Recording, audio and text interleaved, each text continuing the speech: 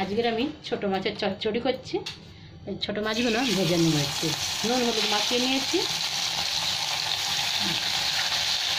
এবার এই ছোটো ছোটো চালা মাছগুলো দিয়ে দেবো, এটা অল্প অল্প করে দিয়ে ভেজে নেব সব।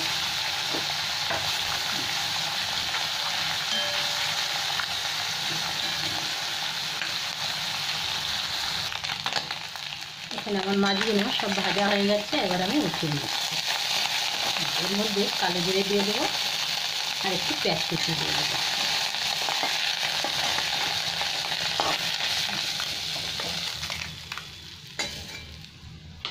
আর একটুখানি সরষের তেল দিয়ে দিচ্ছি আমি, এখানে তেল নেই একদম।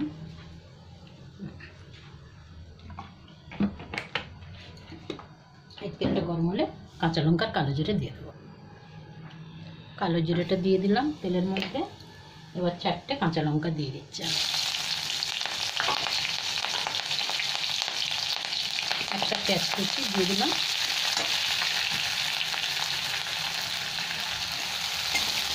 একদমই এটা নেড়ে দিই, তারপর আমি টমেটো দিয়ে দিচ্ছি।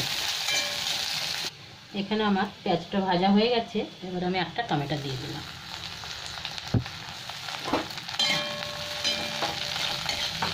টমেটোর সাথে একটু নুনও দিয়ে দিলাম। এবার আমি ধনে পাউডারটাও দিয়ে দিচ্ছি, অল্প একটু হলুদ, তারপরে আমি লঙ্কার গুঁড়ো দিতে দেবো।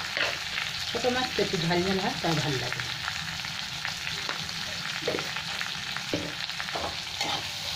এটা একটু ভালো করে কষিয়ে নেবো, অল্প একটুখানি জল দিয়ে মশলাটা ভেজে নেবো। এখানে আমার পেঁয়াজ টমেটো খুব ভালো ভাজা হয়ে গেছে। এবার আমি ছোটো মাছগুলো তুলে দিয়ে অল্প একটুখানি জল দেবো, দিলে আমার চুনো মাছের চচ্চড়ি হয়ে যাবে। অল্প একটু জল দিয়েছি, এবার এই জলটা শুকিয়ে গেলে চুনো মাছের চচ্চড়ি আমার হয়ে গেছে।